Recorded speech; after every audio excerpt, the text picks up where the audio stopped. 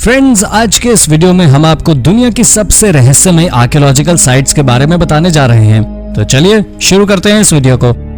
Number 10, caves of भाजा।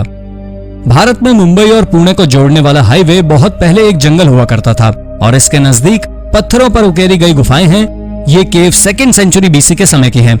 पुरातत्वविदों का कहना है कि ये प्राचीन बुद्ध सोसाइटी के लोगों ने बनवाया था। पहले ऐसा माना जा रहा था कि ये केव्स मॉन्क्स लोगों ने बनाई थी, क्योंकि ये लोग खुद को बाहरी दुनिया से अलग रखना चाहते थे। लेकिन इन केव्स को स्टडी करने के बाद पुरातत्वविदों ने बताया कि ये ट्रेड रूट्स थे जिनका इस्तेमाल व्यापारी किया करते थे और शायद उन्होंने सामान लाने ले जाने के लिए ये गुफाएं बनाई थी। चूंकि ये व्यापार मार्ग जंगली रास्ते से गुजरता था और रास्ते में जंगली जानवरों के हमले का खतरा होता था, इसलिए ये गुफाएं उन्हें एक सुरक्षित माहौल प्रदान करती थी। Number 9, मेसा Varde and Cliff people. मेसा Varde national park में 4700 से भी ज्यादा आर्कियोलॉजिकल साइट्स हैं। इनमें 600 से भी अधिक क्लिफ ड्वेलिंग्स हैं और ऐसा माना जा रहा है कि इन्हें 550 से 1300 एडी के दौरान बनाया गया था। ऐसा कहा जाता है कि इन लोगों ने अमेरिका में लगभग 700 सालों तक जीवन यापन किया और फिर 1200 में अचानक गायब हो गए। वैज्ञानिक आज भी हैरान हैं कि यहाँ रहने वाले लोग इतनी समृद्ध सभ्यता को छोड़कर क्यों गए। वैज्ञानिकों का अनुमान है कि ये लोग शायद मेक्सिको में जाकर बस गए होंगे, पर यह सिर्फ अनुमान है और हम आज भी इन लोगों के बारे में ज्यादा कुछ नहीं जानते और ना ही इन लोगों के उस समय की एक एडवांस शहर को छोड़ के जाने की कोई वजह दिखाई दे रही है। आज भी इस साइट के अवशेष वेल प्रिजर्व्ड हैं और हर साल यहाँ हजारों विजिटर्स आते हैं।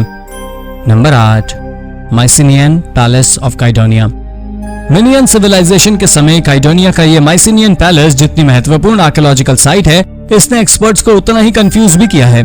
दरअसल ये कंफ्यूजन एक बच्चे के कंकाल की वजह से है जिसमें चाकू के घाव मिले हैं।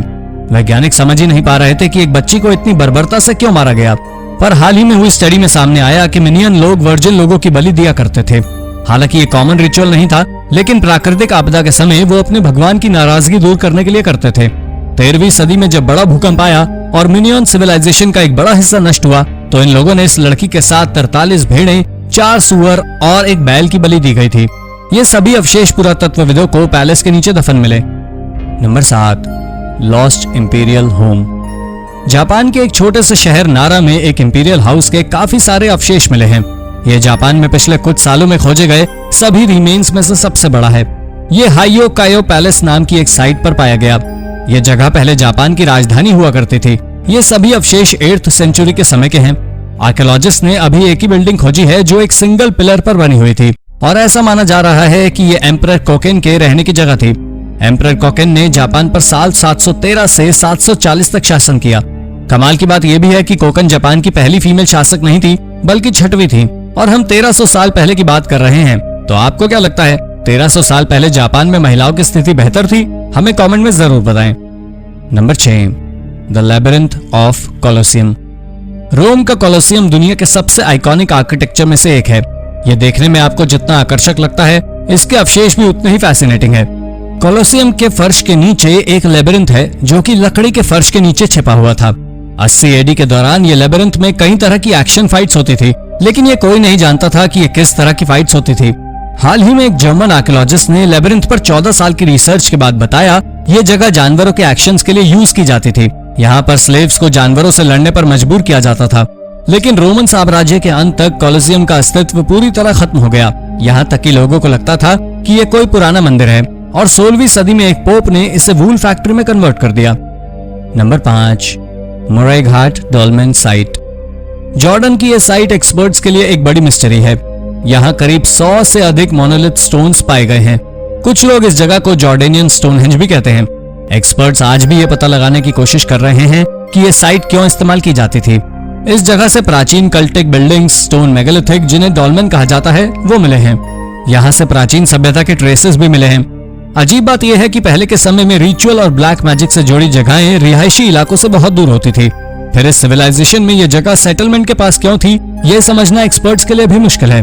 ये साइट ब्रॉन्ज एज के शुरुआती समय की थी, यानी लगभग 5000 साल पहले की। लेकिन इस साइट को समझ पाना आज भी एक्सपर्ट्स के लिए संभव नहीं है। Number 4, ancient knife. कॉलोनियल मैकनो अमेरिका की सबसे इंटरेस्टिंग आर्कियोलॉजिकल साइट्स में से एक है और हाल ही में हुई एक खोज ने इसे और भी रोचक बना दिया है। जी हाँ, स्क्रीन पर दिख रहा है ये ऑब्जेक्ट भले ही आपको किसी चिकन नगेट्स जैसा लगे, पर यह सालों पुराना एक नाइफ है। एक्सपर्ट्स के मुताबिक इस नाइफ की एग्जैक्ट एज पता लगा पाना संभव नहीं है, लेकिन इसे रिस्टोर करके बिल्कुल पहले जैसा किया जा सकता है। ये नाइफ यहाँ मिले कई इंटरेस्टिंग आर्टिफैक्ट्स में से एक है। ये साइट 18वीं सदी के समय का एक शहर है जो धीरे धीरे रिकंस्ट्रक्ट हो गया। ये मिशिगन में पहली जगह थी जहाँ पर लोगों ने रहना शुरू किया था। पहले यहाँ पर अमेरिकी ट्राइब के लोग रहा करते थे और बाद में इस जगह पर फ्रेंच लोगों ने कब्जा कर लिया। एक्सपर्ट्स 6 दशकों की रिसर्च और हजारों आर्टिफैक्ट्स खोजने के बाद भी इस जगह की पूरी हिस्ट्री पता नहीं लगा पाए हैं और ये साइट आज भी पुरातत्वविदों के लिए गुत्थी बनी हुई है। Number 3, ancient ritual site in Mexico. हाल ही में मेक्सिको में 8000 साल पुरानी एक नई रिचुअल साइट खोजी गई है। आर्कियोलॉजिस्ट भी इसे देखकर हैरान रह गए। ऐसा माना जा रहा है कि मेक्सिको में सबसे पहले लोग यहीं आकर बसे थे, यहाँ तक कि यहाँ रहने वाले लोगों ने अपने गांव बसाने भी शुरू किए थे। इस साइट से टीथ, बोन्स, स्कल के साथ साथ जानवरों के शरीर के अन्य हिस्से भी मिले हैं। इस जगह पाए जाने वाले जीव मैमथ, लामस, जायंट बाइसन आदि थे। एक्सपर्ट्स का कहना है कि मेक्सिको की फर्स्ट कम्युनिटी इन जानवरों का इस्तेमाल किसी तरह की रिचुअल एक्टिविटी में किया करते थे, लेकिन ये साइट इतनी पुरानी है कि हड्डियों और कुछ पत्थरों के अलावा यहाँ कुछ और नहीं मिला। इसलिए मेक्सिको में सबसे पहले बसने वाले ये लोग और उनके रिचुअल्स पुरातत्वविदों के लिए मिस्ट्री हैं, जो शायद कभी नहीं सुलझेगी। Number 2, sunken shipwreck. 2019 में स्वीडन के वैक्सहॉम में 2 शिपरेक पाए गए। इनकी बनावट बिल्डिंग शिप्स जैसी थी। इस तरह के शिप 17वीं शताब्दी में काफी प्रचलित थे। पुरातत्वविद ऐसा अनुमान लगा रहे थे कि इनमें से एक काफी समय पहले खोया एपलेट नाम का जहाज हो सकता है, लेकिन 2021 के शुरुआत में यह कंफर्म हो गया कि इनमें से एक शिप अपोलो है, जबकि दूसरा मारिया, जिनका निर्माण 1648 में हुआ था। इन दोनों शिप्स का इस्तेमाल नॉर्दर्न वॉर और 1657 में हुई बैटल ऑफ द मॉम में हुआ था।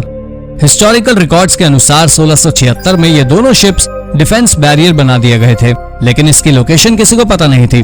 पर आखिरकार 300 सालों बाद इससे सुलझा लिया गया, पर एपलेट अभी भी रहस्य बना हुआ है।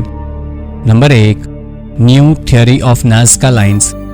नाज़का लाइंस हमेशा से आर्कियोलॉजिस्ट को आकर्षित करती रही हैं। जब से इन्हें खोजा गया है तभी से एक्सपर्ट्स के लिए एक बड़ा रहस्य बनी हुई है। इससे जुड़ी नई स्टडी और फैक्ट्स अक्सर सामने आते हैं, लेकिन रहस्य वही का वही है। कुछ लोगों का कहना है ये एक प्राचीन लेबिरिंथ का हिस्सा है, जबकि अन्य लोगों का कहना है इन्हें कॉन्स्टेलेशन को मिमिक करने के लिए बनाया गया है। हाल ही में हुई स्टडी के बाद एक्सपर्ट्स का कहना है नाज़का लाइंस पुराने समय में लोगों के लिए मैप की तरह काम करती है। इनकी मदद से लोग आसपास के मंदिरों की लोकेशन पता कर सकते थे। कहा जा रहा है पिलग्रिम्स लोग मंदिर जाने के लिए इस रास्ते का इस्तेमाल किया करते थे, लेकिन अगर ये लाइंस मंदिरों का भी रास्ता बताती थी तो ये मंदिर कभी खोजे क्यों नहीं जा सके। हालांकि एक्सपर्ट्स का यह भी कहना है कि कई जनरेशन लोगों ने इन लाइंस का इस्तेमाल किया, यानी हो सकता है ये सभी कयास सही हों, या फिर अभी भी हम सही दिशा में नहीं सोच पा रहे हैं। आपको क्या लगता है, नाज़का लाइंस की नई थ्योरी सच है या फिर नहीं? अपने जवाब हमें कमेंट में जरूर बताएं। तो दोस्तों, इनमें से कौन सी खोज आपको रोचक लगी, अपना जवाब हमें कमेंट करके जरूर बताइएगा। ऐसी ही अन्य रोचक जानकारियों के लिए हमारे चैनल को सब्सक्राइब करना ना भूलें। धन्यवाद।